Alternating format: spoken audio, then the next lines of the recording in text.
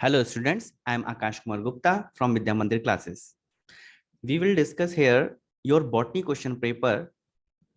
From this question paper, AIM NEET All India Mock Test 4. So let us discuss this one. This is the botany section. So the first question is a place used for storing, preservation, exhibition of both plants and animals is known as. तो question में जैसे कि ये कह रहा है कि plants और एनिमल्स दोनों को प्रिजर्व करने के लिए, एग्जिबिट करने के लिए कौन सा प्लेस है? हर्बेरिया नहीं हो सकता क्योंकि हर्बेरिया में ओनली हम प्लांट्स को प्रिजर्व करते हैं। बॉटनिकल गार्डन नहीं हो सकता क्योंकि यहाँ तो प्लांट लिविंग कंडीशन में रहता है। जूलॉजिकल पार्क नहीं हो सकता क्योंकि यहाँ पर भी प्लांट्स, यहाँ पे प्लांट्स तो रहते ही हैं और एनिमल्स भी रहते हैं, बट दोनों लिविंग कंडीशन में रहते हैं। प्रिजर्वेशन हम सिर्फ नॉन लिविंग थिंग्स का करते हैं। ठीक है, तो आंसर क्या हो जाएगा? म्यूजियम। और म्यूजियम में प्लांट्स और एनिमल्स दोनों को स्टोर करके, प्रिजर्व करके रखा जाता है और उनका एग्जीबिशन किया जाता है। Question number 2, smallest wall less monerans. Wall less का मतलब सेल वॉल जिसमें सेल वॉल एब्सेंट हो, सेल वॉल जिसमें ना हो, सेल वॉल एब्सेंट हो, ऐसा मोनेरंस यानी कि ऐसा कौन सा बैक्टीरिया होता है? हमें पता है ऐसा बैक्टीरिया माइकोप्लाज्मा होता है। माइकोप्लाज्मा के पास सेल वॉल एब्सेंट होती है। तो यहाँ पे डायरेक्ट माइकोप्लाज्मा नहीं लिखा है, बट उसकी कैरेक्टरिस्टिक्स लिखी हुई हैं। क्या क्या है? Have definite shape. माइकोप्लाज्मा का डेफिनेट शेप नहीं होता, वो प्लियोमॉर्फिक होता है, मींस उसका शेप चेंज होता रहता है, तभी उसको माइकोप्लाज्मा और भी अदर अदर नेम से जाना जाता है, कोर्स ऑफ बैक्टीरिया भी नाम से जाना जाता है, क्योंकि उसके ऊपर सेल वॉल नहीं है जिसकी वजह से उसका शेप चेंज होता रहता है। ठीक है। आर मोटाइल नहीं, मोटाइल भी नहीं है क्योंकि उसके पास कोई भी फ्लैजिला या कोई भी ऐसा ऑर्गन नहीं होता, ऐसा ऑर्गेनली नहीं होता जिससे वो मूव कर सके, लाइक फ्लैजिला, सीलिया एटसेट्रा एब्सेंट होते हैं। कंटेन डीएनए ओनली, तो ये प्रोकैरियोट है, ऐसा नहीं होगा कि इसके पास सिर्फ डीएनए, डीएनए भी होगा, आरएनए भी होगा। ठीक है, और 70s टाइप ऑफ राइबोसोम भी होगा, तो ये भी ऑप्शन नहीं हो सकता।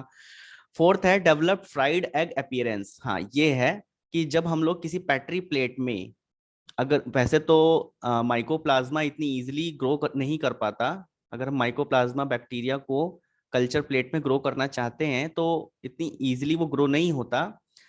फिर भी जब ग्रोथ इसकी दिखाई पड़ती है पेट्री प्लेट में, तो इस तरह से दिखाई पड़ती है कि सेंटर में बिल्कुल ओपेक हमें दिखाई पड़ता है और उसके आसपास ट्रांसलूसेंट शाइनी इस तरह की कॉलोनीज हमें दिखाई पड़ती हैं। तो देखने में ऐसा लग रहा है कि ये फ्राइड एग जैसा है। यस, तो ये माइकोप्लाज्मा के लिए ही लिखा गया है। So this will be the correct answer, develop fried egg appearance. ठीक है, next 103, red tide is caused by rapid multiplication of. तो ये आपको पता ही होगा कि रेड टाइड कौन कॉज करता है? Red tide is caused by gymnodinium and gonyaulax, ये दोनों कॉज करते हैं। तो यहाँ पे ऑप्शन गोनियोलेक्स दिया हुआ है। ठीक है, नेक्स्ट 104, वायरस हैव। तो वायरस, वायरस के पास क्या होता है? ऑप्शंस देखेंगे, both DNA and RNA, no, दोनों चीज नहीं होती, दोनों में से कोई एक होगा।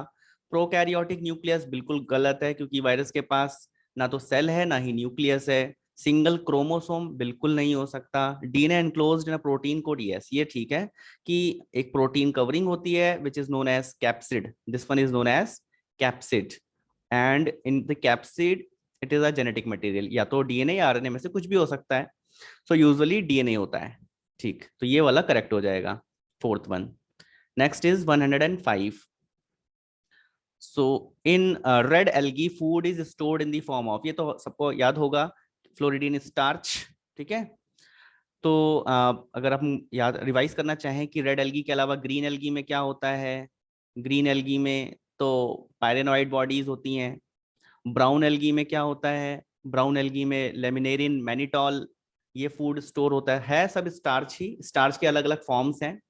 और रेड एल्गी की जब हम बात करते हैं तो रेड एल्गी में फ्लोरिडियन स्टार्च इस फॉर्म में स्टार्च स्टोर होता है। ठीक है, इंपॉर्टेंट क्वेश्चन है। 106, correct option with respect to the pteropsida. Pteropsida क्या है? It is an order of division pteridophyta, pteridophyta का एक डिवीजन है। ठीक है, ये आपने पढ़ा होगा, एनसीईआरटी में गिवन है। टेरिडोफाइटा में 4 ऑर्डर्स दिए हुए हैं। कौन कौन से दिए हुए हैं? एक है सिलोप्सिडा, सिलोप्सिडा, ये फर्स्ट एक और ऑर्डर दिया हुआ है, मोस्ट प्रिमिटिव है। इसके बाद lycopsida, third one sphenopsida, and the fourth one is Pteropsida. Pteropsida. Okay, so these four orders are given in your NCERT, जिसमें से सिलोप्सिडा में क्या आता है, राइनिया एंड सिलोटम। लाइकोप्सिडा में क्या होता है, लाइकोप्सिडा में आता है लाइकोपोडियम एंड सिलाजिनेला। स्फिनोप्सिडा में क्या आता है, इक्विसेटम। एंड टीरोप्सिडा में, pteropsida is commonly known as ferns, इसमें सारे फर्न्स आते हैं, ठीक है, like selaginella, sorry like pteridium हो गया, एडियंटम हो गया, है ना, मार्सिलिया हो गया, ये सारे। तो अब यहाँ से पूछ रहा है कि टीरोप्सिडा का कौन सा ऑप्शन है, सिलाजिनेला नहीं होगा क्योंकि ये लाइकोप्सिडा के अंदर आ जाता है। इक्विसेटम नहीं होगा, ये इक्विसेटम स्फिनोप्सिडा में आ जाता है। एडियंटम हो जाएगा answer, yes. And lycopodium again Lycopsida के अंदर आता है। 107, cyanobacteria is found in association with. Cyanobacteria किसके साथ पाया जाता है, साइनोबैक्टीरिया यानी कि blue green algae. Blue green algae एक तो फंगस के साथ प्रेजेंट हो सकता है, लाइकेन्स फॉर्म करेगा, या फिर साइकस में कोरोलाइड रूट के साथ एसोसिएट होता है। यस, तो यहाँ पे दिया हुआ है कोरोलाइड रूट्स ऑफ द साइकस, ठीक है। पाइनस के साथ तो माइकोराइजा यानी कि फंगस एसोसिएट होता है, तो बाकी आंसर्स नहीं होंगे। 108, सेलेक्ट एन इनकरेक्ट मैच। तो यहाँ पे क्या दिया हुआ है, फिल्लोड एकेशिया। एकेशिया मतलब ये हो गया आपके बबूल का पेड़, ट्री, और उसमें मॉडिफिकेशन किस चीज का होता है, मॉडिफिकेशन यहाँ पे होता है लीफ के पास, जो लीफ बेस है वो काफी ज्यादा यहाँ पे, सॉरी लीफ का जो स्टॉक वाला पार्ट होता है, दिस वन पेटियोल, पेटियोल अगर मॉडिफाई हो जाता है then this type of structure is known as phyllode, ठीक है। ये यहाँ पे सिकल शेप एंड सोलन हो जाता है। यस एकेशिया, ये करेक्ट मैचिंग है। लीफ स्पाइन इन सिट्रस, नहीं, सिट्रस के अंदर स्टेम, स्टेम मॉडिफिकेशन होते हैं, उसमें थॉर्न्स लाइक स्ट्रक्चर बन जाते हैं, बट वो लीफ नहीं होता। ये इनकरेक्ट मैच है, यानी कि यही ऑप्शन इन्होंने पूछा हुआ है। Storage leaves, onion, yes, onion के अंदर हम लोग फ्लैशिस के लिए लीव्स इसको खाते हैं, ठीक है, एडिबल पार्ट है। And leaf pitcher in nepenthes, yes, nepenthes क्या है, ये इंसेक्टिवोरस प्लांट है, इसमें पूरी की पूरी लीफ पिक्चर लाइक हो जाती है, मटके जैसी हो जाती है, जिसके अंदर इंसेक्ट आता है और फंस जाता है। ये पूरा यहाँ पे इस तरह से प्लांट में लीफ का मॉडिफिकेशन देखा गया है, ठीक है। तो हम लोग इसकी बात, मतलब ये जो करेक्ट ऑप्शन है वहां पे वो सिलेक्ट नहीं करने थे, हमें इनकरेक्ट मैच यहाँ पे देखना था, तो answer will be the second. 109, in maize seeds the outer covering of the endosperm is proteinaceous and called as। तो एंडोस्पर्म ये तो आपने पढ़ा ही होगा, मेज में आउटर मोस्ट जो कवरिंग है दैट इज एल्यूरॉन लेयर, इस तरह से एल्यूरॉन लेयर देखने को मिलती है, ठीक है। यहाँ पे अगर हम लोग एम्ब्रियो ड्रॉ कर दें तो ये वाला पार्ट एंडोस्पर्म का हो जाता है, एंडोस्पर्म। और एंडोस्पर्म की जो आउटर मोस्ट कवरिंग है that is called aleurone layer, aleurone layer. ये प्रोटीनेशियस होती है, इसमें प्रोटीन स्टोरेज होता है, ठीक है। This complete seed is of मेज, इस तरह से। नेक्स्ट 110, सो आंसर इसका क्या था, इसका आंसर हो जाएगा एल्यूरॉन लेयर, पहले ही ऑप्शन दिया हुआ है, ठीक है, मेज सीड में हमें देखने को मिलता है। Next is 110, wheat lily. इसमें हमें क्या बताना है, एक्टिनोमॉर्फिक फ्लावर्स। एक्टिनोमॉर्फिक का मतलब जिसकी सिमेट्री कैसी होती है, ऐसे रेडियल सिमेट्री, मींस एक से ज्यादा प्लेन से हम फ्लावर को कट कर सकते हैं। Such type of flowers are known as actinomorphic flowers. It will be found in how many of the given plants. तो देखो चलो किस में होगी, वीट में नहीं होती, इसमें कैसी होती है, इसमें जाइगोमॉर्फिक होती है। जाइगोमॉर्फिक का मतलब bilateral symmetry. Lily, yes, Liliaceae family है हमारे जो सिलेबस में, फेबेसी फैमिली है उसमें जाइगोमॉर्फिक है, सोलेनेसी फैमिली है उसमें एक्टिनोमॉर्फिक है, और लिलिएसी फैमिली है इसमें भी एक्टिनोमॉर्फिक है, ठीक है। तो लिली की अगर हम बात करते हैं तो लिली में कैसा होगा, यस एक्टिनोमॉर्फिक ही होगा। टोमेटो में भी सोलेनेसी फैमिली है, एक्टिनोमॉर्फिक हो जाएगा। गुलमोहर में नहीं, इसमें जाइगोमॉर्फिक होएगा। पेटूनिया भी सोलेनेसी का ही पार्ट है। हालांकि फ्लावर लेवल पे डिफरेंस भी हो सकता है, बट हम फैमिलीज को अगर लेकर के चलते हैं तो यहाँ पर भी एक्टिनोमॉर्फिक ही होगा। पी फेबेसी फैमिली है तो जाइगोमॉर्फिक ही है यहाँ पे। बेम्बू ग्रासेस है, ग्रासेस में जाइगोमॉर्फिक ही होता है। ठीक है। ल्यूपिन, ल्यूपिन में नो, ल्यूपिन में भी नहीं होगा, इसमें भी जाइगोमॉर्फिक ही है कंडीशन। ट्यूलिप, यस ट्यूलिप में एक्टिनोमॉर्फिक कंडीशन है। स्वीट पी, ये लेग्यूमिनेसी हो गया, इसमें भी जाइगोमॉर्फिक होगा, एक्टिनोमॉर्फिक नहीं होगा। लास्ट ब्रिंजल सोलेनेसी फैमिली, इसमें भी एक्टिनोमॉर्फिक है। तो देख लो कितनी जगह पे है, 1 2 3 4 and 5। So answer will be the 5, means fourth option. Next is 111, polyarch xylem bundle are found in. Polyarch आप जानते हो, पॉलीआर्च का मतलब होता है जिसमें जाइलम बंडल मोर देन 6 हो। मींस अगर हम ट्रांसवर्स सेक्शन कट करें स्टेम या रूट्स की, तो अगर किसी मोनोकॉट में हमें देखने को मिला, मोनोकॉट या डाइकॉट, किसी भी रूट या स्टेम में अगर हमें जाइलम बंडल, बीच बीच में फ्लोएम बंडल होंगे, जाइलम बंडल फ्लोएम बंडल इस तरह से, तो टोटल जाइलम बंडल्स का नंबर अगर मोर देन 6 आ जाता है, that will be the polyarch condition. और हमें पता है किसमें देखने को मिलता है, this is seen in case of monocot roots. Monocot roots में ऐसा देखने को मिलता है। ठीक है, आपने जब ट्रांसवर्स सेक्शन पढ़ा होगा तो इसको स्टडी किया होगा। Monocot roots. डाइकॉट रूट में कैसा होता है, पॉलीआर्च नहीं होता है इसमें, इसमें डाईआर्च यानी कि या तो दो ही जाइलम बंडल होता है से लेकर के हेक्सार्च 6 बंडल तक हो सकते हैं, 2 to 6 जाइलम बंडल्स देखने को मिलते हैं। ठीक है, और मोनोकॉट रूट में मोर देन 6 देखने को मिलता है। So this will be the answer.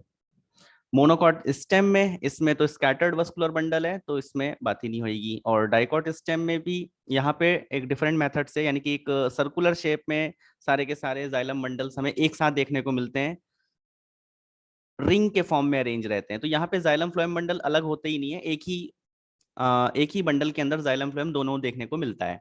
तो यहाँ पर भी हम इस चीज को डिस्कस नहीं करते। तो polyarch condition is seen in case of monocot root.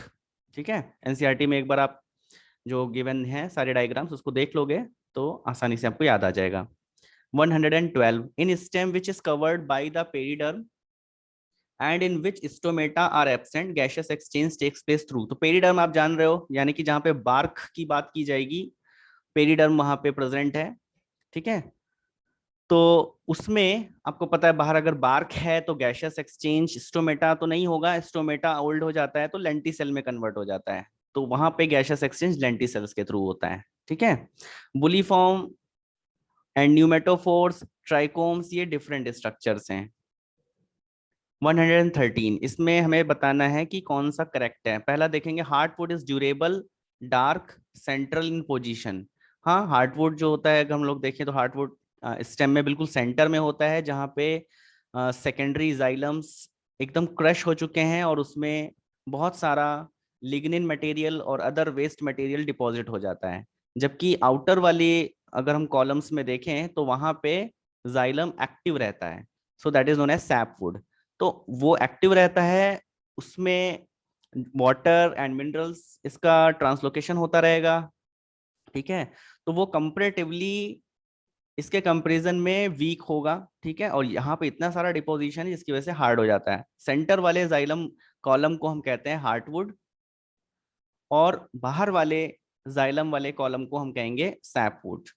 तो जो हार्टवुड होता है वो काफी ज्यादा ड्यूरेबल है, डार्क है और सेंट्रल पोजीशन पे है। बिल्कुल ठीक है ये point.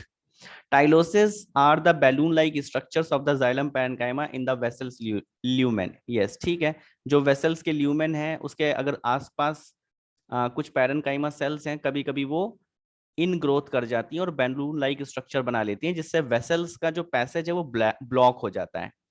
So these structures are known as tylosis. ये कुछ और नहीं है, ये पैरेनकाइमा सेल्स ही हैं जाइलम की जो वेसल्स के अंदर तक ग्रोथ कर जाती हैं। ठीक है, उससे पैसेज ब्लॉक हो जाता है, उन्हें टाइलोसिस कहते हैं। बिल्कुल ठीक है, टाइलोसिस, टाइलोसिस है ना, टाइलोसिस यहाँ पे मैं लिख देता हूँ। ठीक है, next is spring would is has lower density. Spring would यानी जो स्प्रिंग सीजन में जितना सेकेंडरी जाइलम बन रहा है, और दूसरा वुड होता है ऑटम वुड। ऑटम वुड में प्लांट के अंदर बहुत सारी एक्टिविटीज नहीं हो रही होती हैं मेटाबॉलिकली, उस समय प्लांट के अंदर बहुत ज्यादा मेटाबॉलिज्म नहीं चल रहा होता है, क्योंकि उस समय उसके पास लीव्स नहीं है, तो उसने फूड स्टोर करके रखा होता है। ऐसे केस में जब सेकेंडरी जाइलम बनता है तो पहली बात बहुत स्लो स्पीड में बनता है, और उसमें लिग्निन डिपोजिशन ज्यादा होता है, जिसकी वजह से ऑटम वुड की डेंसिटी हाई हो जाती है। जबकि स्प्रिंग वुड जिस समय बनता है, स्प्रिंग वुड का मतलब सेकेंडरी जाइलम जिस समय बनता है, उस समय प्लांट के अंदर मेटाबॉलिक एक्टिविटीज एक्टिवली चल रही होती हैं, तो प्लांट में उस टाइम पे लिग्निन डिपोजिशन जाइलम पर कम होता है, जाइलम की डिफरेंट सेल्स पर कम होता है, तो यानी कि लो डेंसिटी है। तो ये भी करेक्ट पॉइंट लिखा हुआ है, spring wood has lower density. सारे पॉइंट करेक्ट हैं, all are correct. 114 derivatives of the secondary meristem in the stellar region are, stellar का मतलब है all the parts inside the pericycle, pericycle के अंदर जितना भी पार्ट है, यानी कि जाइलम, फ्लोएम, पिथ, ये सब हो जाता है स्टील, स्टीलर रीजन। तो उसमें पूछ रहा है कि derivatives of the secondary meristem, secondary meristem का मतलब है कि जो लेटर एज में मेरिस्टेम्स डेवलप होते हैं वो क्या बनाएंगे। तो लेटर स्टेज में तो कैम्बियम बनता है, और स्टीलर रीजन में जो कैम्बियम बनता है उसको हम कहते हैं वस्कुलर कैम्बियम। और वस्कुलर कैम्बियम क्या बनाता है, वस्कुलर कैम्बियम बनाता है secondary xylem and secondary phloem, secondary xylem और सेकेंडरी फ्लोएम इनका फॉर्मेशन करता है। तो इन ऑप्शंस में हम ढूंढेंगे, primary xylem no, wood, wood का मतलब ही होता है secondary xylem, and secondary phloem भी लिखा हुआ है, यस ये करेक्ट हो जाएगा। सेकेंडरी जाइलम लिखा हुआ है बट उसके साथ प्राइमरी लिखा हुआ है, ये रॉन्ग हो जाएगा, प्राइमरी लिखा हुआ है रॉन्ग हो जाएगा, तो answer will be the second. Next question 115, इस क्वेश्चन को देखते हैं। तो यहाँ पे एक क्वेश्चन दिया हुआ है कि 3 सेल्स हैं, आपस में कनेक्टेड हैं, एक्स, वाई एंड जेड। इसमें हमको क्या बताना है कि मूवमेंट ऑफ द वाटर, किस तरफ से किस तरफ वाटर मूव करेगा। तो ये आप जानते हो, वाटर पोटेंशियल का जो फॉर्मूला होता है, psi W equals to psi S plus psi P. और वाटर पोटेंशियल की वैल्यू जिस तरफ हाई होगी, और उस तरफ से वाटर लो, वाटर पोटेंशियल की तरफ मूव करता है, हाई टू लो मूव करता है। ठीक है, तो सबसे पहले तो हम सब में साई डब्ल्यू की वैल्यू निकाल लेते हैं। तो इस फॉर्मूले से अगर हम देखते हैं तो -10 + 5 it will be equals to -5, ये एक्स सेल में आ गई। वाई सेल में साई डब्ल्यू की वैल्यू क्या होगी, यहाँ पर भी -15 + 10 -5, इन दोनों में इक्वल आ गई। और यहाँ पे यानी कि जेड सेल में साई डब्ल्यू की वैल्यू, वाटर पोटेंशियल की वैल्यू -7 + 1 इक्वल्स टू होता है -6। तो लोएस्ट वैल्यू यहाँ पे जेड में है, और ये दोनों इक्वल वैल्यू है, और -6 से ज्यादा होता है।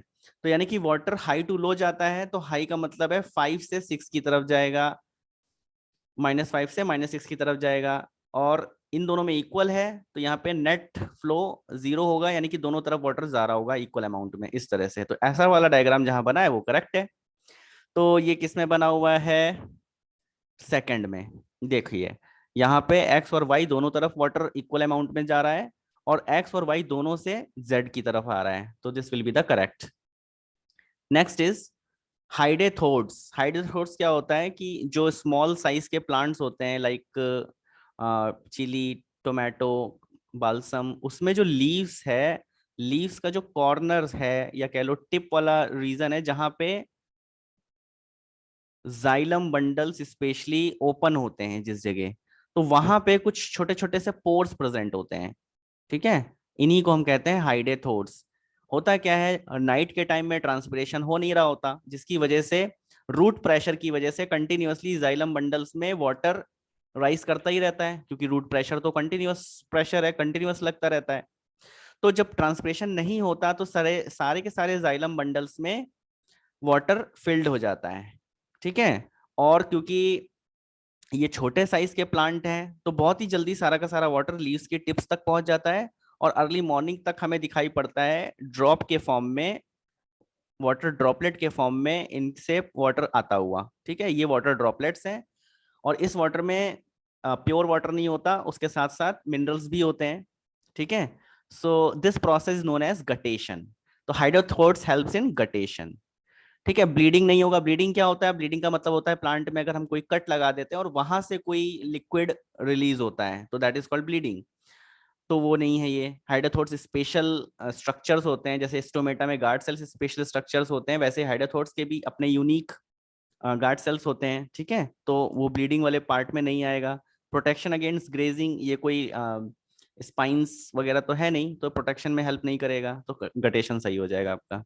117, विच of the following plants do not contain rhizobium in their root nodules? rhizobium leguminous plants के रूट्स में रह करके रूट नोड्यूल्स बनाता है, लेग्यूम्स के साथ रहता है। तो हमें ऑप्शंस में देखना होगा कौन से लेग्यूम्स नहीं है। अल्फा अल्फा लेग्यूम है, ठीक है ना। स्वीट पी है लेग्यूमिनस प्लांट्स, यहाँ पे ग्राउंडनट है लेग्यूमिनस प्लांट्स, तो ये तीनों तो नहीं हो सकते। एलनस एंड कैशोरिना ये दोनों ही नॉन लेग्यूमिनस हैं, और इनके साथ एक दूसरा बैक्टीरिया है जो नाइट्रोजन फिक्सेशन करता है, that is Frankia, filamentous bacteria Frankia, ये रहता है इनके साथ में, और ये भी राइजोबियम की तरह से नाइट्रोजन फिक्सेशन करता है, बट राइजोबियम नहीं रहता है इनके साथ, तो ये करेक्ट आंसर हो जाएगा। 118, double carboxylation with spatial difference is characteristic of. Spatial का मतलब है जब अलग अलग सेलुलर कंपार्टमेंट में CO2 फिक्सेशन हो, तो ये तो C4 प्लांट्स की कैरेक्टरिस्टिक है। C4 प्लांट में पहले मीजोफिल सेल्स में PEP पेप्केज एंजाइम के थ्रू CO2 का फिक्सेशन होता है मीजोफिल सेल्स में, और उसके बाद बंडल शीथ सेल्स में फिर वहां पे रुबिस्को एंजाइम आता है जो CO2 को फिक्स करता है। तो दो बार यानी कि डबल कार्बोक्सिलेशन होता है। स्पेटियल का मतलब अलग अलग स्पेस में अलग अलग सेल्स में। तो this is the characteristic of C4 plant. तो C4 प्लांट आपने एग्जांपल्स पढ़े होंगे, इसमें मेज, सॉर्गम, शुगर केन, ये सब एग्जांपल्स आते हैं। तो जिया मेज दिया हुआ है, this will be the correct answer. बाकी पाइजम है, ट्रिटिकम है, ब्रायोफिल्लम है, ये सब C3 प्लांट्स के अंडर में आते हैं।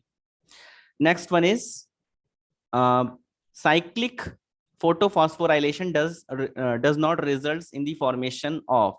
तो यहाँ पे जो रिएक्शन सेंटर होता है फोटो सिस्टम, वहां से जो इलेक्ट्रॉन रिलीज हुआ दोबारा से घूम करके इन्हीं को मिल जाता है। तो यानी कि यहाँ इस वाली प्रोसेस में हम अगर आप डिटेल में देखोगे तो ATP तो यहाँ पे बन रहा होता है, लेकिन NADPH का फॉर्मेशन नहीं होता, और साथ साथ एक्सटर्नल इलेक्ट्रॉन डोनर वो भी अनअवेलेबल रहता है। एक्सटर्नल इलेक्ट्रॉन डोनर होता है वाटर। जब वाटर का ब्रेकडाउन होता है तो इसी में से 4 प्रोटॉन, 4 इलेक्ट्रॉन और एक ऑक्सीजन मॉलिक्यूल रिलीज होता है। तो यानी इस केस में ना तो ऑक्सीजन हमें मिल रहा होता है और ना ही NADPH हमें मिल रहा होता है, हमें सिर्फ ATP मिल रहा होता है। तो हम ये पूछा गया है क्या नहीं मिलता है, तो ये दोनों नहीं मिलते हैं, more than one option will be correct. Next 120, common molecules formed from the all food stuff during the aerobic respiration is। Common molecule कौन से हैं? अच्छा, मतलब जो आपने पढ़ा होगा एम्फीबॉलिक पाथवे, उसमें ग्लूकोज से अगर हम शुरू करते हैं यानी कि कार्बोहाइड्रेट शुरू करते हैं, तो आपने पढ़ा है ग्लाइकोलिसिस, देन लिंक रिएक्शन, उसके बाद क्रैब साइकिल हम लोग पढ़ते हैं, ठीक है। तो लिंक रिएक्शन के बाद बनता है एसिटाइल कोएंजाइम A।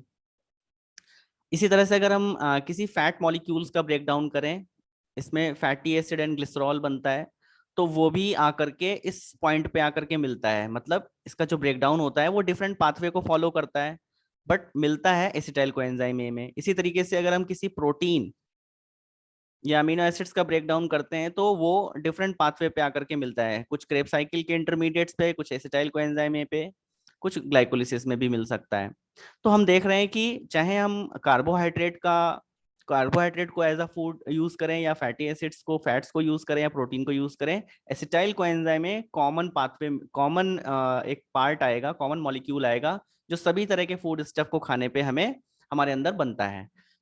इसमें आंसर जो ऑप्शंस दिए हुए हैं एसिटाइल कोएंजाइम है यहाँ पे, इसको हम टिक कर सकते हैं, या आप NCERT में अपने एम्फीबॉलिक पाथवे में देख सकते हो। Next 121, the first phase in the breakdown of the glucose in animal cell is. तो जब भी हम लोग ग्लूकोज का ब्रेकडाउन करते हैं, अभी थोड़ी देर पहले मैंने बताया है, सबसे पहला स्टेप होता है ग्लाइकोलाइसिस।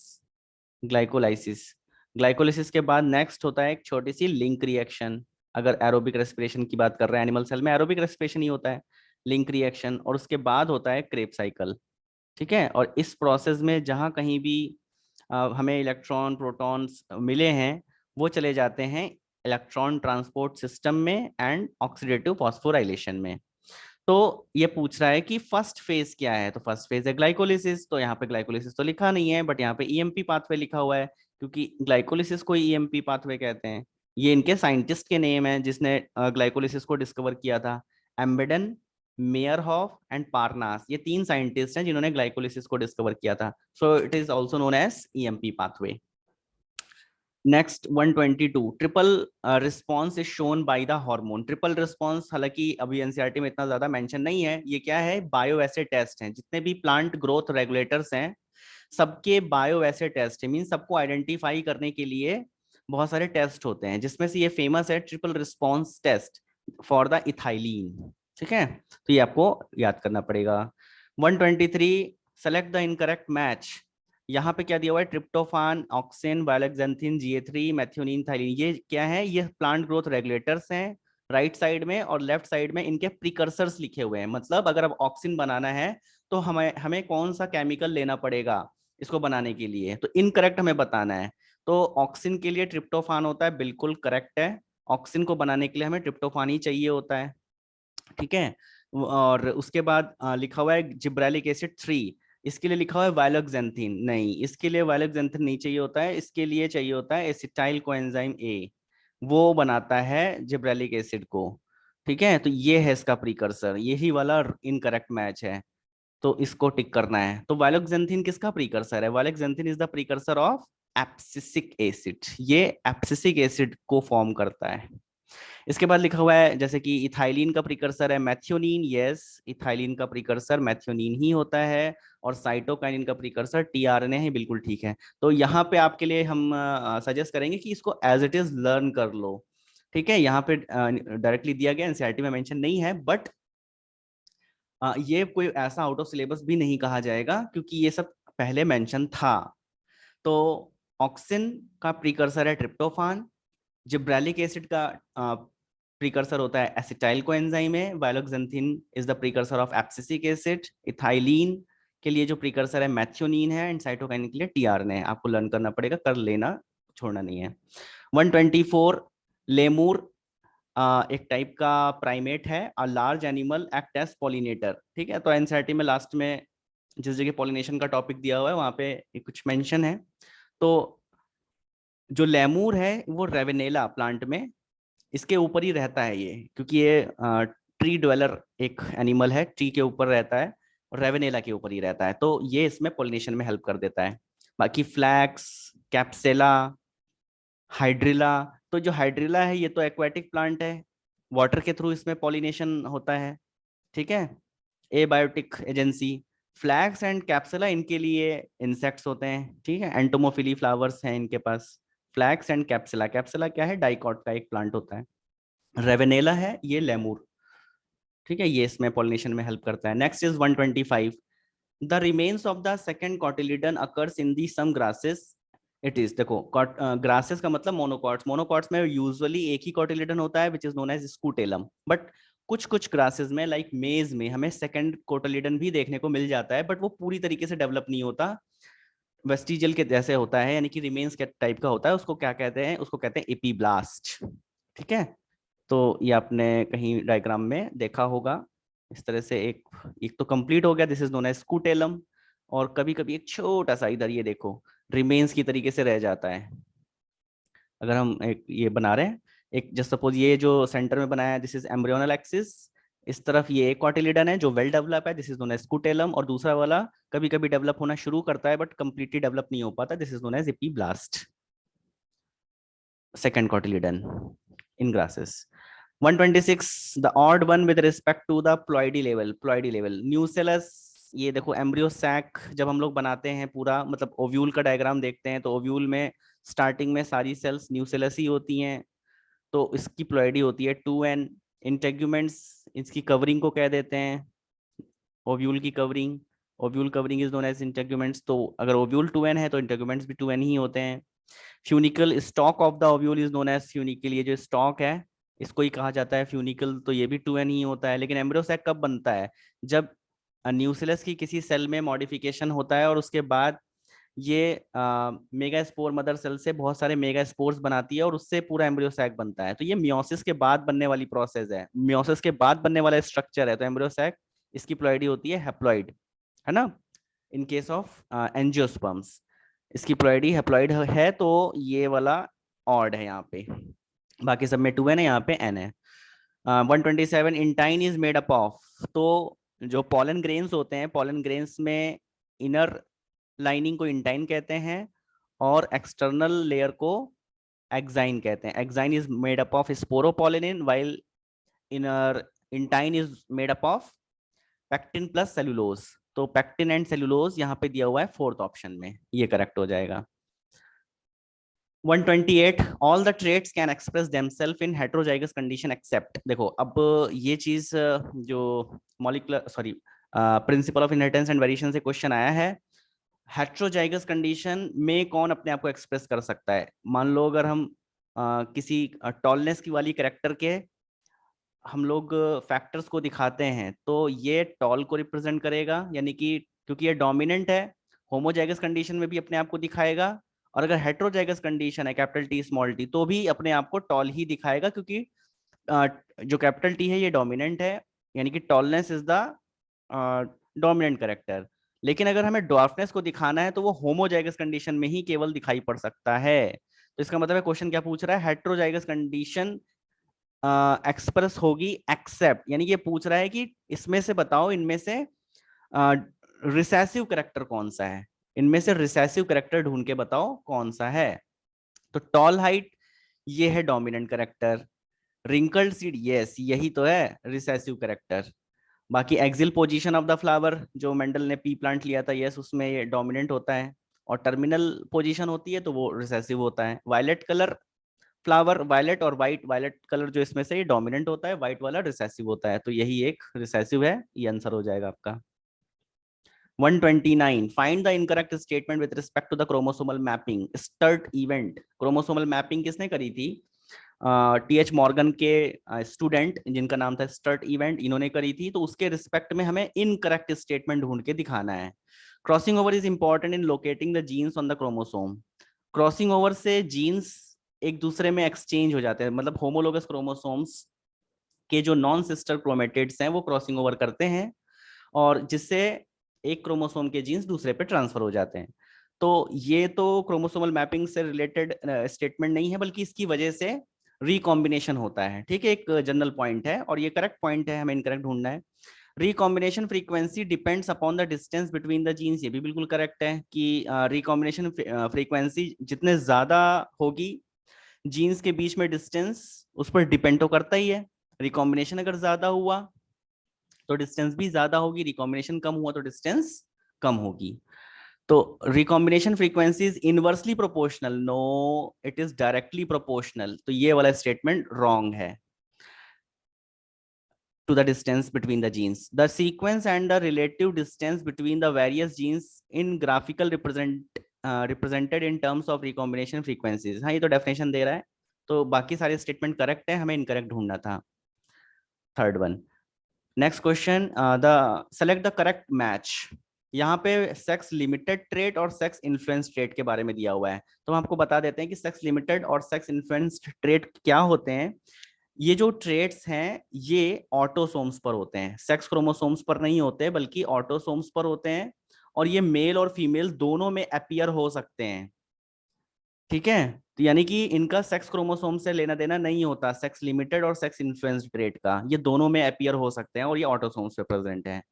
तो अब इसमें से लिमिटेड और इन्फ्लुएंस्ड में क्या डिफरेंस है। सेक्स लिमिटेड का मतलब होता है जो मेल एंड फीमेल इन दोनों में से किसी एक में ही अपीयर होगा, दोनों में अपीयर नहीं होगा। ऑटोसोम्स पे है तो इसका मतलब इसके जीन्स तो दोनों में प्रेजेंट है, बट लिमिटेड होने का मतलब है कि ये किसी या तो मेल में ही केवल अपीयर होगा या फीमेल में ही अपीयर होगा। और सेक्स इन्फ्लुएंस्ड ट्रेट का मतलब है कि किसी एक को ज्यादा प्रभावित करेगा, यानी कि एक में ज्यादा अपीयर होगा इसका करेक्टर और दूसरे में कंपैरेटिवली कम होगा।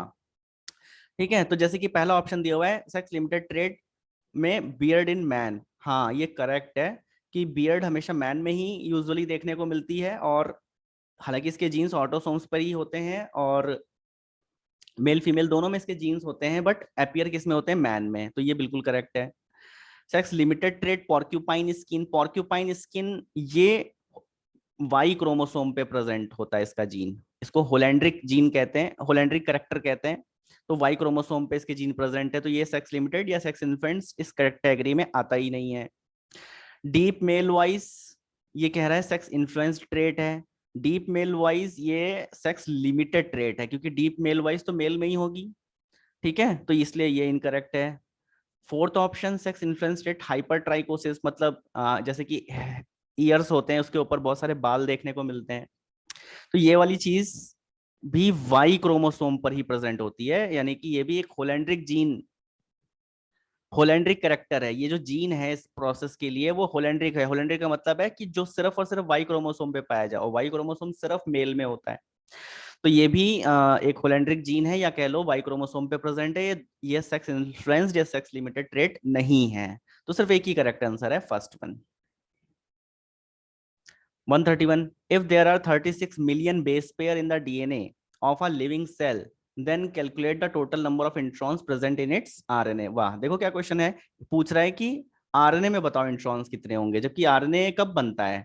देखो जब डीएनए है, इस तरह का डीएनए है, डीएनए में हमें पता है कि कुछ पार्ट एक्सॉन होता है और कुछ पार्ट इंट्रॉन्स होता है। एक्सॉन का मतलब जो फंक्शनल पार्ट है, जिनसे जिसको एक्सप्रेस करने के बाद प्रोटीन बनता है। इंट्रॉन्स जो कि एक्सप्रेस नहीं होता, यानी कि इनसे प्रोटीन्स नहीं बनती है। तो जब डीएनए से पहली बार रेप्लिकेशन सॉरी ट्रांसक्रिप्शन होता है, ट्रांसक्रिप्शन, तो ट्रांसक्रिप्शन के बाद जो हमें आरएनए लाइक स्ट्रक्चर मिलता है उसको हम एचएनआरएनए कहते हैं, यानी कि हेट्रोजीनियस न्यूक्लियर आरएनए, इसको हम डायरेक्टली आरएनए नहीं कहने लग जाते हैं। और इसमें हमें एक्सोनिक और इंट्रोनिक सब तरह के सीक्वेंस देखने को मिलते हैं। बट उसके बाद आपको पता है कि पोस्ट ट्रांसक्रिप्शनल मॉडिफिकेशन होता है, जिसमें एक प्रोसेस होती है स्प्लाइसिंग। स्प्लाइसिंग के बाद इंट्रॉन्स को रिमूव कर दिया जाता है, इंट्रॉन्स को इंट्रॉनिक लूप्स बना बना करके रिमूव कर दिया जाता है, तो इंट्रॉन्स तो सारे रिमूव हो जाते हैं, और लास्ट में फिर जो स्ट्रक्चर में मिलता है उसमें सिर्फ और सिर्फ एक्सॉन्स रह जाते हैं। Such structure is known as RNA. तो ये कह रहा है कि चाहे कितना भी बड़ा डीएनए हो, 36 मिलियन या उससे छोटा या उससे बड़ा, तो टोटल नंबर ऑफ इंट्रॉन्स जब हम आरएनए में देखने चलेंगे, तो आरएनए में तो इंट्रॉन्स ऑलरेडी हटा दिए जाते हैं, तो इसमें होता ही नहीं है, जीरो। ठीक है, नेक्स्ट 132, हमें करेक्ट मैचिंग देखनी है। ये कह रहा है, पूछ रहा है कैटालिटिक आरएनए इन बैक्टीरिया 28S आरएनए, तो ये सही है कि गलत है। हम जब राइबोसोम्स का देखते हैं, राइबोसोम का स्ट्रक्चर, तो 70S एंड 80S दोनों में, तो बैक्टीरिया यानी कि 70S टाइप राइबोसोम में, 70S टाइप राइबोसोम में जो कैटालिटिक एक्शन करता है वो होता है 23S राइबोसोमल आरएनए, यानी कि जो पेप्टाइड बॉन्ड बनाने में पार्टिसिपेट करता है। और 80S टाइप ऑफ राइबोसोम में वो 28S राइबोसोमल आरएनए होता है।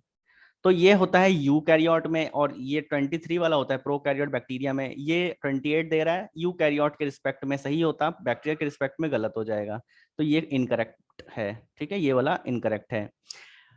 Well operon found in prokaryotes only, operon जितने भी हैं वो सिर्फ प्रोकैरियोट्स में ही मिलते हैं, चाहे वो ट्रिप्टोफान ओपेरॉन हो, लैक ओपेरॉन हो, या वैलिन ओपेरॉन हो। ठीक है, तो ये करेक्ट हो सकता है।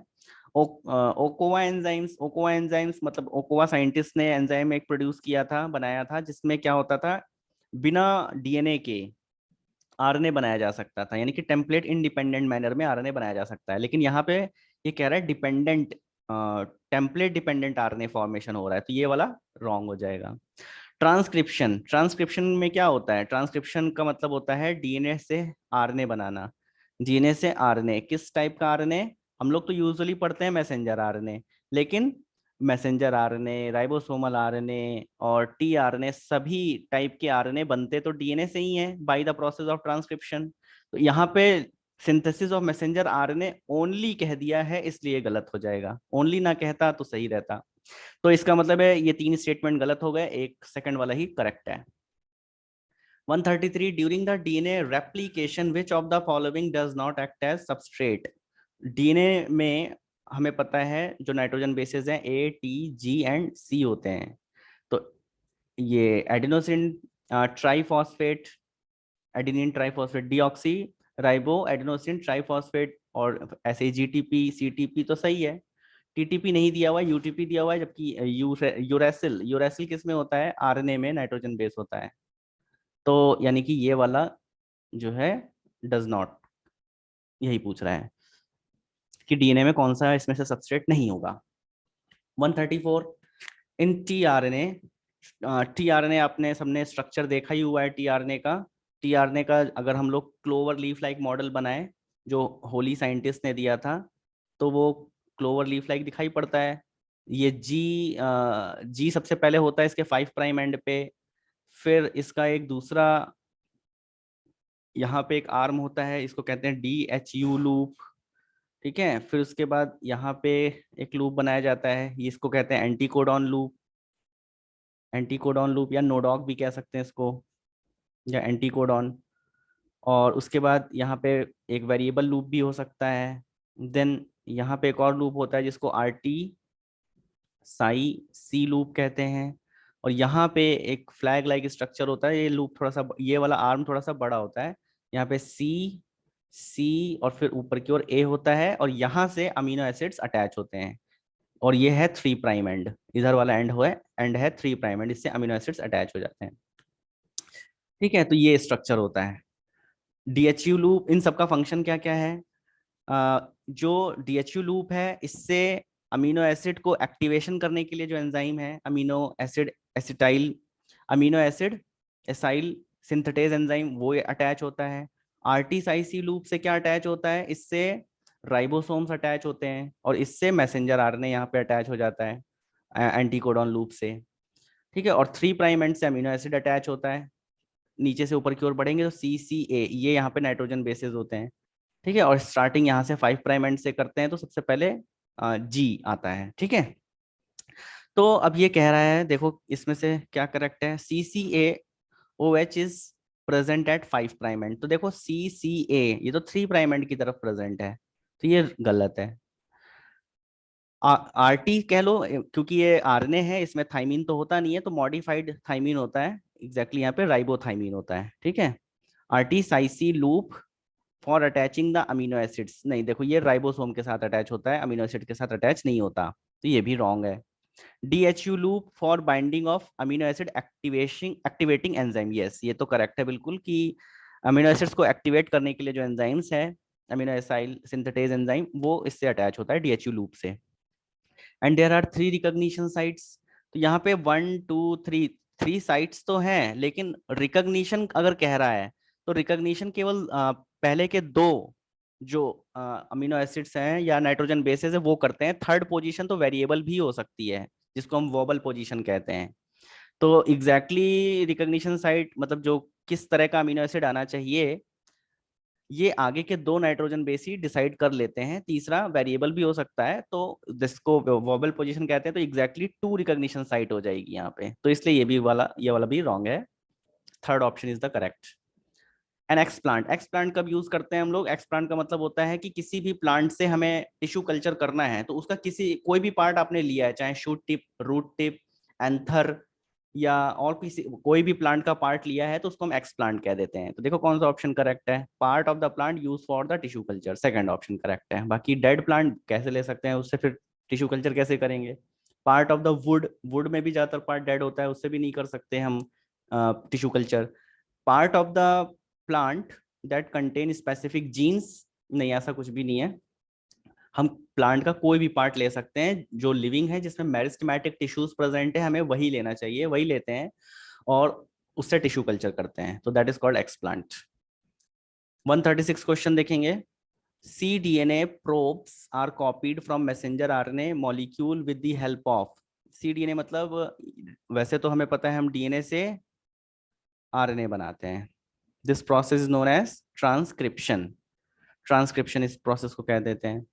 लेकिन ये कह रहा है कि कॉपी डीएनए, सी डीएनए का मतलब कॉपी डीएनए या complementary DNA which are copied from the messenger RNA, जो मैसेंजर आरएनए से अगर हम फिर से वापस से अगर डीएनए बना देते हैं, जो कि हमें कुछ वायरसेस में जो राइबो वायरसेस होते हैं ये प्रोसेस देखने को मिलती है, उससे अगर हम डीएनए बनाते हैं तो इसे हम कहते हैं कॉम्प्लीमेंट्री डीएनए या कॉपी डीएनए। तो आरएनए से उल्टा डीएनए बनाने, इस प्रोसेस को हम रिवर्स ट्रांसक्रिप्शन कहते हैं। तो रिवर्स ट्रांसक्रिप्टेज एंजाइम इस प्रोसेस के लिए यूटिलाइज किया जाता है। ठीक है। 137 में palindromic sequences, which of the following is palindromic sequence ढूंढना बहुत ही आसान होता है। 5 प्राइम टू 3 प्राइम एक स्ट्रैंड पे जो है, सेम टू सेम दूसरे वाले स्ट्रैंड पे भी 5 प्राइम टू 3 प्राइम पढ़ने पे आना चाहिए। तो पहले में इधर से सी है जी है, बट इधर देखो सी के बाद ए आ गया है तो ये नहीं होगा। जी ए टी आ गया, इसमें सी है तो ये भी नहीं होगा। थर्ड ऑप्शन इधर से सी ए सी, लेकिन सी टी जी तो अलग ही सीक्वेंस है, ये भी नहीं होगा। इधर देखते हैं फोर्थ ही बच रहा है, G A T T C, G A T T C, yes बिल्कुल करेक्ट है। दोनों तरफ एक ही चीजें हैं, मतलब दोनों स्ट्रैंड पे 5 प्राइम टू 3 प्राइम जाने पे सेम चीजें आ रही हैं। 138 flavor saver variety of tomato is improved variety developed through the incorporation of transgene.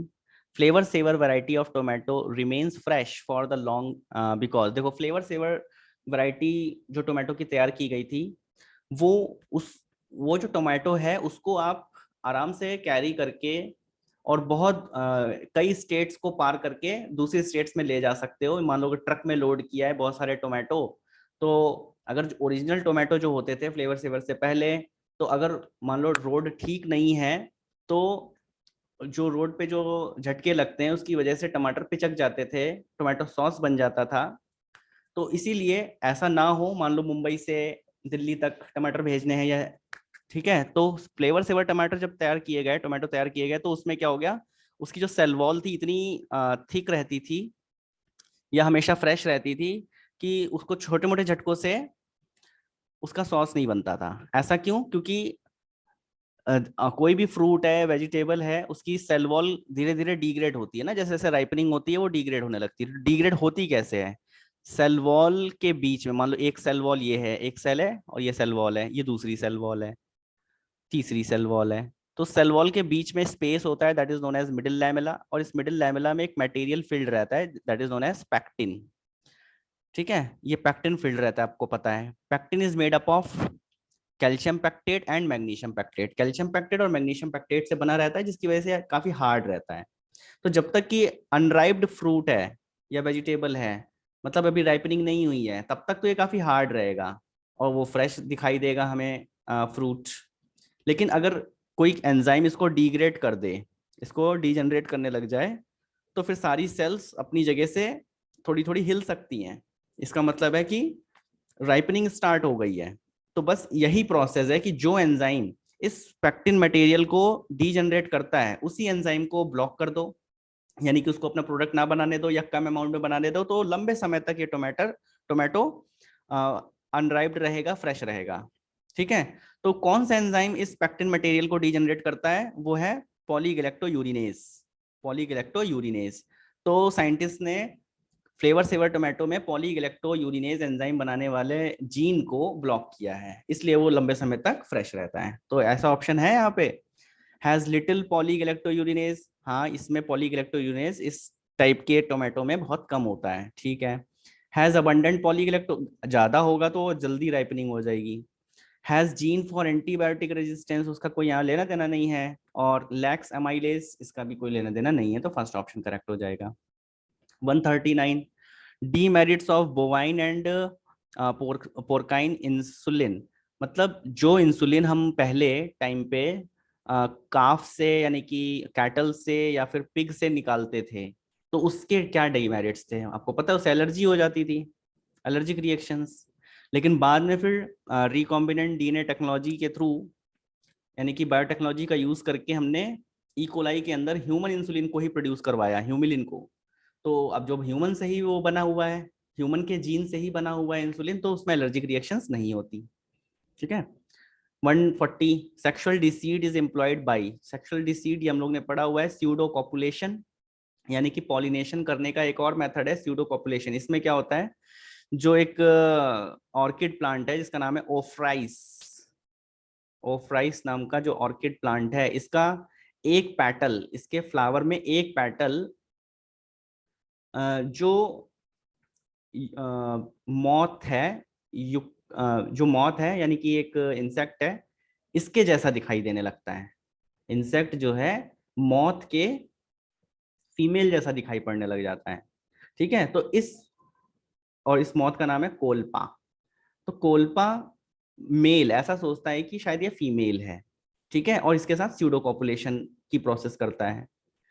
लेकिन उससे होता क्या है, इस फ्लावर का पॉलिनेशन इस प्रोसेस में हो जाता है। मान लो एक फ्लावर पे गया, फिर इसी तरह से दूसरे फ्लावर पे गया, तो पॉलन ग्रेन मेल कोल्पा की बॉडी पे स्टिक हो जाते हैं। फिर दूसरे फ्लावर पे जब ये जाता है तो दूसरे फ्लावर पे पॉलिनेशन कर देता है।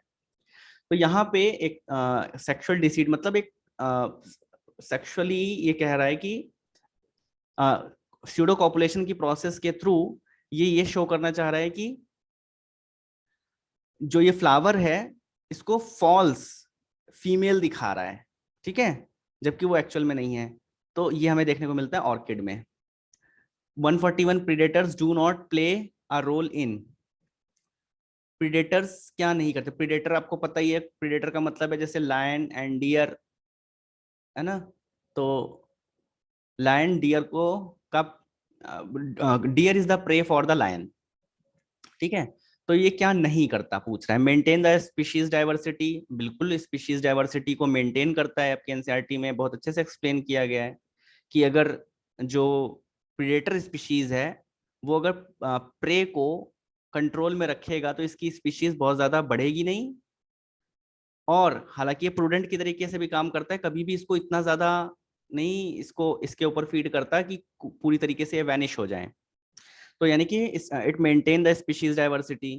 डिक्रीज प्रे पॉपुलेशन बिल्कुल नहीं, बिकॉज इट इज प्रूडेंट। ये प्रूडेंट है इसलिए कभी भी प्रे की पॉपुलेशन को डिक्रीज नहीं होने देता। तो ये वाला गलत स्टेटमेंट है। कंट्रोल द प्रे पॉपुलेशन बिल्कुल कंट्रोल करता है। कैसे? अभी जैसे आपकी एनसीईआरटी में मेंशन है एक जगह कि अमेरिकन कोस्टल आइलैंड में जब उन्होंने एक्सपेरिमेंट करने के लिए वहां से पिजास्टर स्टारफिश को हटा दिया था, जो कि एक प्रीडेटर है। तो जब कंप्लीटली वहां पे स्टारफिश नहीं रह गई पिजास्टर, तो 10 इनवर्टिब्रेट स्पीशीज वहां से धीरे धीरे खत्म हो गई। यानी कि प्रे की पॉपुलेशन वहां से कम होने लग गई। वो इसलिए हुआ क्योंकि डिजास्टर क्या करता था, इंट्रा स्पेसिफिक कंपटीशन को कम कर देता था। यानी कि अगर बहुत सारी इन्वर्टिब्रेट स्पीशीज हैं, उनका रिसोर्स सेम ही है, तो वो सब आपस में कंपटीशन करेंगे उस चीज को पाने के लिए। तो जो उसमें से सुपीरियर होगा, डोमिनेंट होगा, वो रिसेसिव वाले को धीरे धीरे किल करना शुरू कर देगा, मार देगा, खत्म कर देगा।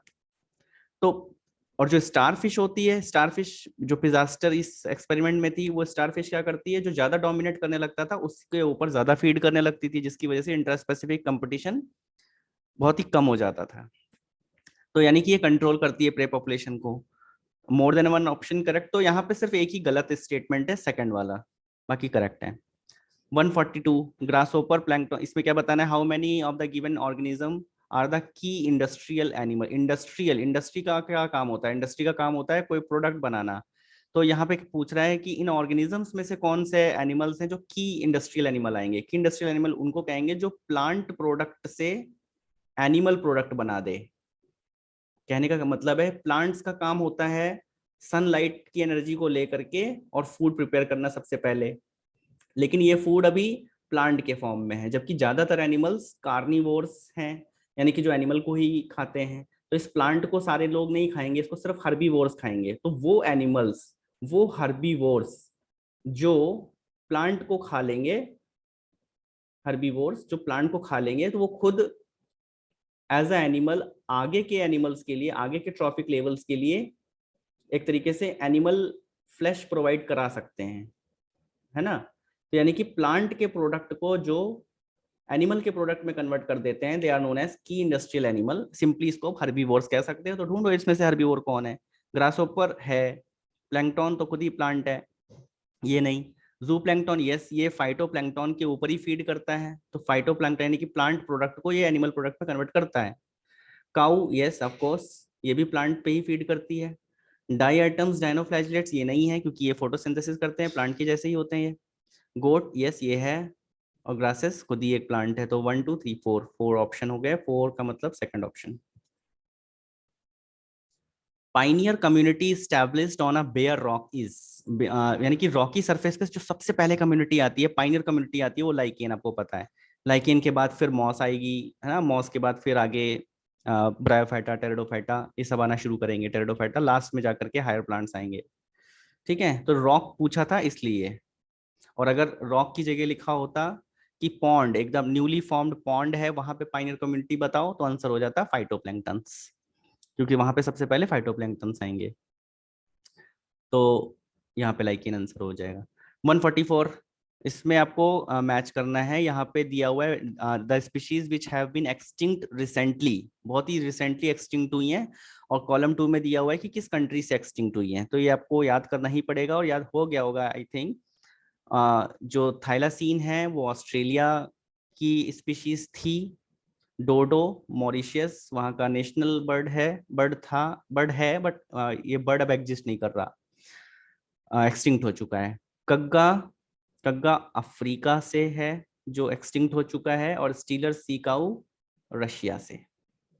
ठीक है, तो ऐसा ऑप्शन कौन सा है? फर्स्ट का थर्ड, सेकंड का 2, बी का 2, और कग्गा मीन्स सी का 4 एंड डी का 1, यही फर्स्ट वाला ही है। 145, how many biodiversity hotspot have been identified in the world? Biodiversity hotspots 34 है पूरे वर्ल्ड में। ठीक है, पूरे वर्ल्ड में 34 है, ये आपका डाटा है एनसीईआरटी का, याद करना पड़ेगा। 146, C3 plants have been used in as greenhouse crop for the higher yield because, तो C3 प्लांट्स को as a green house crop हम लोग यूज करते हैं for the high yield because. अब इसमें से देखो कौन सा करेक्ट ऑप्शन है। C3 plant show CO2 saturation point at about 360, नहीं। C3 प्लांट्स में सैचुरेशन पॉइंट CO2 इतना ज्यादा रिक्वायर्ड होता है, 450 से भी ज्यादा पार्ट्स पर मिलियन में रिक्वायर्ड होता है, तो सैचुरेशन इतने कम पे नहीं आता, तो ये रॉन्ग स्टेटमेंट है। Current available of the CO2 level is limiting for C3 plants, बिल्कुल ठीक, क्योंकि एनवायरनमेंट में जितना CO2 अवेलेबल है वो 360 के आसपास है। तो जो ब्लैकमैन ने लॉ ऑफ लिमिटिंग फैक्टर बताए थे, इसका मतलब है कि फोटोसिंथेसिस जैसी रिएक्शंस हैं जिसमें कई सारे फैक्टर्स इन्वॉल्व होते हैं, like CO2 concentration and sunlight, chlorophyll, water etcetera. तो इनमें से जो भी फैक्टर सबसे लेस अमाउंट में, सबसे कम अमाउंट में प्रेजेंट होगा, वही रेट ऑफ रिएक्शन को डिसाइड करेगा। तो जब CO2 इतना अवेलेबल ही नहीं है एनवायरनमेंट में, यानी कि कम अमाउंट में अवेलेबल है C3 प्लांट्स के लिए, तो वही लिमिटिंग फैक्टर बन जाता है। तो currently available concentration of CO2 is limiting for the C3 plants, correct है। C3 plants are photosynthetically more efficient than C4 plant, नहीं, गलत है। C4 plants ज्यादा एफिशिएंट है। क्यों? क्योंकि इनमें आपको पता है मीजोफिल सेल्स में पेप्केज एंजाइम प्रेजेंट होता है, और पेप्केज एंजाइम बहुत ही जल्दी, बहुत ही कम अमाउंट में अगर CO2 है तो उसको भी फिक्स करता है, जबकि C3 प्लांट उसमें रुबिस्को एंजाइम केवल प्रेजेंट होता है। और अगर CO2 का अमाउंट कम है, ऑक्सीजन का ज्यादा है, तो वो ऑक्सीजन को बाइंड करने लग जाता है, जिससे फोटो रेस्पिरेशन होने लगता है, तो गलत बात हो जाती है। तो यानी कि C3 प्लांट उतना एफिशिएंट नहीं है जितना C4 है। ये स्टेटमेंट रिवर्स कह रहा है, तो गलत है। C3 plants lose less water as compared to C4 plants for fixation of same amount of CO2, in wrong statement. जितनी देर में C3 प्लांट्स एक CO2 मॉलिक्यूल को फिक्स करने के लिए 600 वाटर मॉलिक्यूल को लूज करता है, वहीं C4 प्लांट सिर्फ 300 वाटर मॉलिक्यूल को लूज करता है 1 CO2 को फिक्स करने के लिए। तो ज्यादा एफिशिएंट क्या हुआ? C4 हुआ। तो C3 ज्यादा वाटर लॉस कर रहा है, तो ये स्टेटमेंट रॉन्ग, उल्टा लिखा हुआ है, तो एक ही करेक्ट है, second option. A flowering hormone florigen is synthesized in, florigen कब रिलीज होता है? वो हम लोग देखते हैं short day plant, long day plant, जो फोटो पीरियडिज्म हम लोग पढ़ते हैं। फोटो पीरियडिज्म में जब स्पेसिफिक ड्यूरेशन की लाइट लीफ के ऊपर पड़ती है, तो लीफ से एक हार्मोन रिलीज होता है, हाइपोथेटिकल है, फ्लोरिजन। ठीक है, तो लीफ से सिंथेसाइज होता है, और वो चला जाता है फ्लोरल टिप्स पर, जहाँ पे फ्लोरल बर्ड बना हुआ है वहां पे चला जाता है, उसकी वजह से ही फ्लावरिंग होती है। तो इसकी सिंथेसिस लीफ में होती है। More efficient CO2 fixer are, अभी थोड़ी देर पहले ही देखा था कि पेप्केज मोर एफिशिएंट CO2 फिक्सेशन करता है। तो पेप्केज किसमें किसमें प्रेजेंट है? पेप्केज प्रेजेंट है C4 प्लांट्स में और कैम प्लांट में। C4 में और कैम्प में दोनों जगह प्रेजेंट है, लेकिन अब दोनों में से एक ही ऑप्शन हमें टिक करना है, तो हम किसको टिक करें? तो कैम की बात करते हैं तो इनका जो मेथड है CO2 को फिक्स करने का वो डे एंड नाइट का है, डे एंड नाइट का है। ठीक है, लेकिन C4 प्लांट्स में जैसे C3 प्लांट्स में CO2 फिक्सेशन पूरे दिन भर हो सकता है, वैसे यहाँ पर भी हो सकता है। बस यहाँ पे स्पेस का डिफरेंस है कि पहले मीजोफिल सेल्स है, उनमें पेप्केज एंजाइम के थ्रू CO2 फिक्स होता है, और बाद में बंडल शीथ सेल्स आती हैं, बंडल शीथ सेल्स में फिर रुबिस्को एंजाइम के थ्रू CO2 फिक्सेशन होता है। तो यहाँ पे CO2 पेप्केज एंजाइम की वजह से पहले फिक्स हो रहा है, फिर कंटिन्यूअसली रुबिस्को को मिलता जाता है। हालांकि ऐसी ही प्रोसेस कैम में भी होती है, बट ये प्रोसेस CO2 को फिक्स करने की प्रोसेस रात में ही होती है, क्योंकि नाइट टाइम में ही इसमें स्टोमेटा ओपन रहते हैं, इनके स्टोमेटा स्कोटो एक्टिव होते हैं। और फिर जो रेस्ट ऑफ द प्रोसेस है नेक्स्ट जब डे होता है तब होती है, क्योंकि डे टाइम में यहाँ पे स्टोमेटा क्लोज रहते हैं, तो वहां पे CO2 अंदर नहीं आ सकता। तो अगर कंपेयर करें तो C4 प्लांट्स इस तरह से ज्यादा एफिशिएंट हो जाएंगे CO2 को फिक्स करने वाले। ठीक है, 149, फॉस्फोग्लिसरल्डिहाइड इज चेंज टू बिस बाई फॉस्फोग्लिसरिक एसिड। एल्डिहाइड से एसिड बन रहा है, एल्डिहाइड का मतलब CHO होता है और एसिड का मतलब COOH होता है। और यहाँ पे लिखा है फॉस्फोग्लिसरल्डिहाइड और यहाँ पे लिखा है बाई फॉस्फोग्लिसरल्डिहाइड, बाई। ठीक है, ओके, चलो देखो क्या कह रहा है कि इसमें जो चेंज हो रहा है वो क्या है, कार्बोक्सिलेशन एंड हाइड्रेशन। कार्बोक्सिलेशन का मतलब होता है एडिशन ऑफ CO2, और हाइड्रेशन का मतलब होता है कि वाटर रिलीज हो रहा है। तो यहाँ पे ना तो हमें वाटर रिलीज होते दिख रहा है, ना ही CO2 रिलीज होते हुए दिख रहा है, तो ये नहीं होगा। फॉस्फोरिलेशन ऑक्सीडेशन, यहाँ पे एक ही फॉस्फेट था, वन फॉस्फो, यहाँ पे बाई फॉस्फो, दो फॉस्फो हो गए, यानी कि दो फॉस्फेट हो गए हैं, एक से दो हो गए, यानी कि फॉस्फोराइलेशन तो हो रहा है। ठीक है, और एल्डिहाइड में और एसिड में देख सकते हो आप, ऑक्सीडेशन होता है जब एल्डिहाइड का, तभी एसिड बनता है, ऑक्सीजन ऐड हो रहा है। तो यस, यहाँ पे फॉस्फोराइलेशन भी हो रहा है, ऑक्सीडेशन भी हो रहा है, ये वाला करेक्ट हो जाएगा। बाकी डी कार्बोक्सिलेशन यानी कि CO2 रिलीज होना नहीं हो रहा ऐसा, हाइड्रोजिनेशन ऐसा भी नहीं हो रहा। डीफॉस्फोराइलेशन, डिहाइड्रोजिनेशन यानी कि फॉस्फेट का हटना, रिलीज होना नहीं, ऐसा भी नहीं हो रहा, फॉस्फेट तो ऐड हो रहा है। तो सेकंड ऑप्शन ही करेक्ट हो जाएगा। Last question, during the phase of the growth which cell attain their maximum size in terms of wall thickening and protoplasmic modification. मतलब जब हम लोग देखते हैं रूट्स में, तो सबसे पहले मेरिस्टेमेटिक सेल्स डिवाइड करती हैं, फिर उन्हीं सेल्स का इलोंगेशन हो जाता है। इलोंगेशन में वैक्यूल्स का फॉर्मेशन होता है सेल में, जिसकी वजह से सेल की लेंथ बढ़ रही होती है। लेकिन इस टाइम पे सेल वॉल का कोई ज्यादा थिकनेस या मॉडिफिकेशन नहीं होता। फिर उसके बाद जब सेल प्रॉपरली ग्रोथ कर चुकी होती है, तब फिर वो मॉडिफाई होना शुरू करती है। अब जो भी इसको फंक्शन असाइन किया जाएगा उसके अकॉर्डिंग मॉडिफाई होगी। तो क्वेश्चन में यही पूछ रहा है, वॉल थिकनिंग कहाँ पे होती है और प्रोटोप्लाज्म का मॉडिफिकेशन कहाँ पे होता है, तो वो मैच्योरेशन वाली स्टेज में होता है। ठीक है, इलोंगेशन में सिर्फ इसमें थिकनेस नहीं हो रही है वॉल में, वॉल उतनी ही थिन है जितनी पहले थिन थी, और ना ही मॉडिफिकेशन हो रहा है, सिर्फ सेल की लेंथ बढ़ रही होती है। तो मॉडिफिकेशन एंड थिकनेस की बात की गई है, तो third option will be correct. ठीक है, तो आपके सारे क्वेश्चंस हो गए बॉटनी के। Okay, thank you class, all the best for your NEET examinations.